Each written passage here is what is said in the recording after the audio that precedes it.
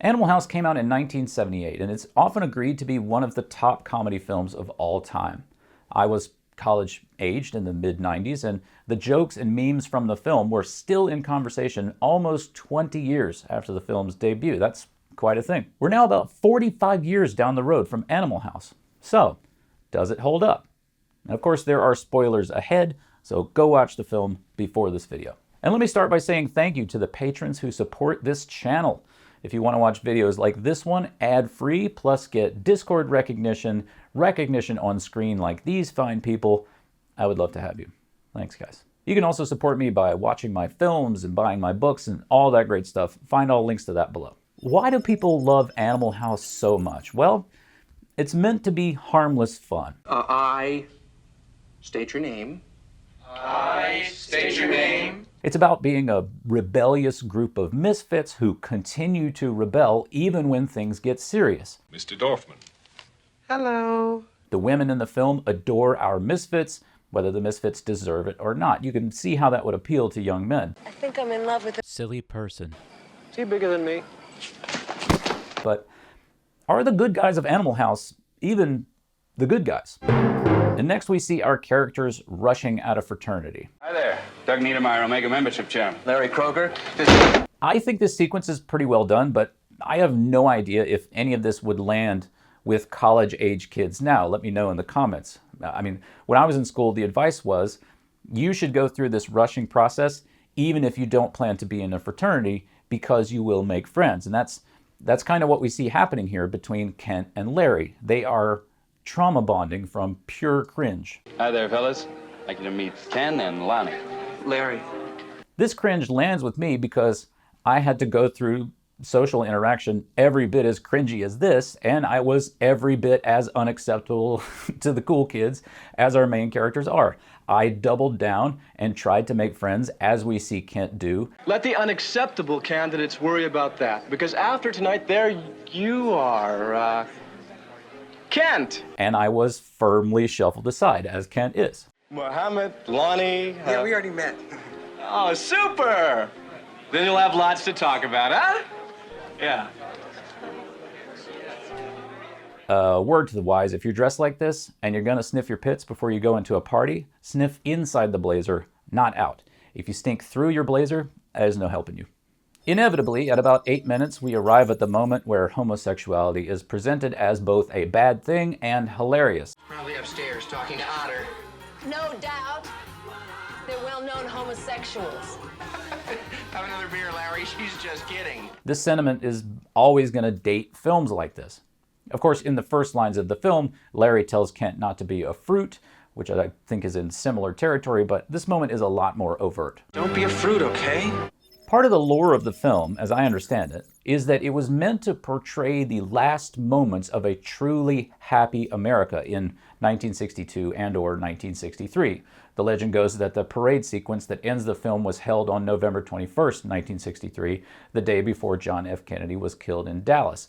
That assassination is a moment we often hear cited as an end of American innocence. Okay, but let's not forget that America was founded on a genocide and immediately started doing slavery, so it's a bit rich to portray us as innocent, but never mind.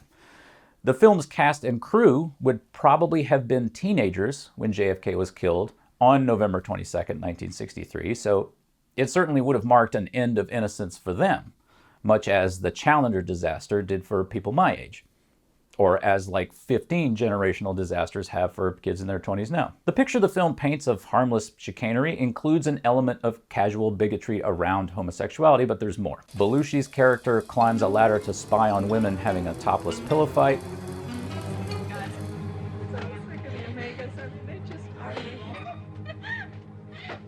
To be fair, the topless pillow fights are a nuisance. It's a real problem if you live in the apartment below, but they still deserve privacy. It's nice that Larry doesn't take advantage of Clarette here. Of course, at the end of the film, we're led to believe that Larry ends up having sex with her anyway and getting her pregnant, even though she's told him she's only 13.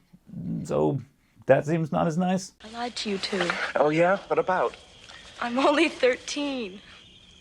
Maybe the moment when she tells him she's 13 was meant as her character playing a joke on his character. After all, we did meet her as a cashier in a supermarket, so she probably isn't 13.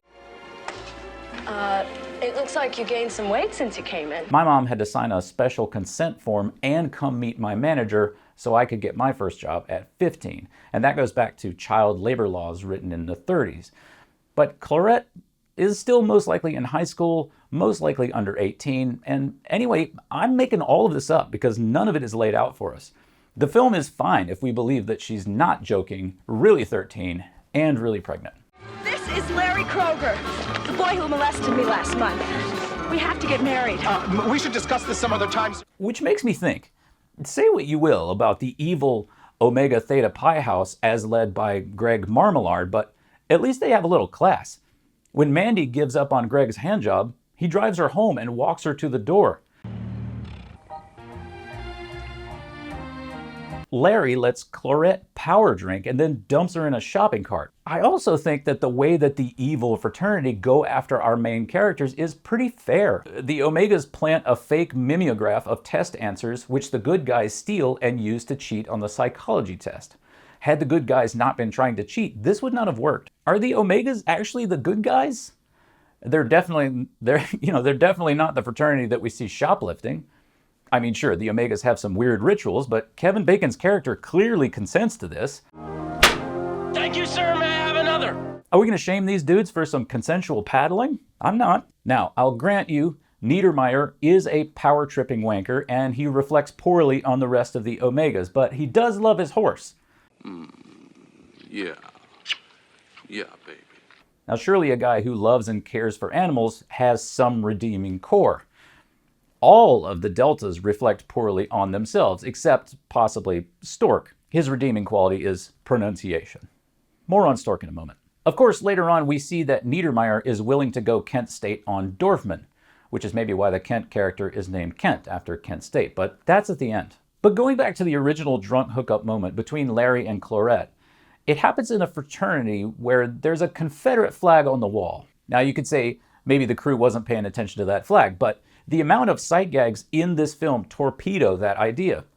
I mean, we start with this one, knowledge is good. When Donald Sutherland's character is introduced, who later on goes to threaten one of the good guys' relationships, we have this extremely subtle moment. When Otter is in the sorority house at Emily Dickinson College, we have this corkboard in the background.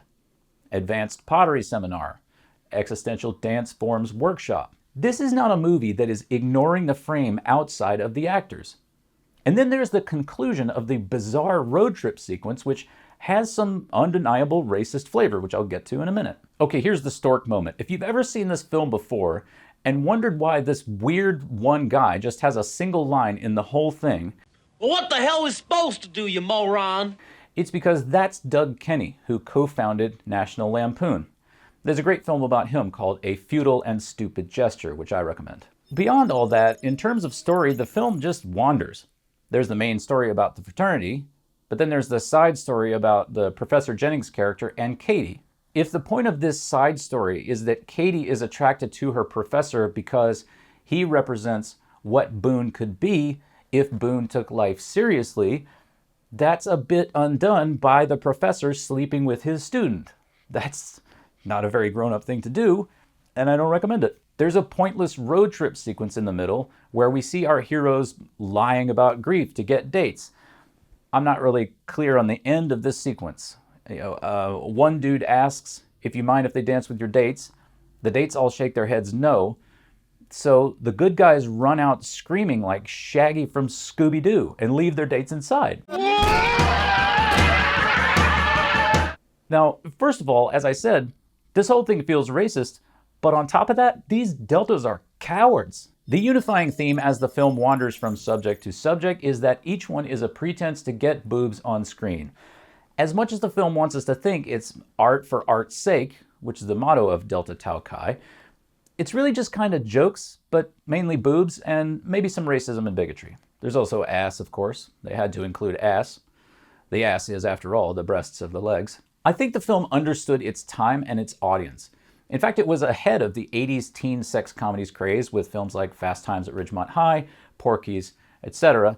Animal House launched a lot of careers and made a lot of money. So From those perspectives, it is an overwhelming success, but to elevate it any higher as a peak of comedic work, I think is overselling it. Even so, there are still some funny moments.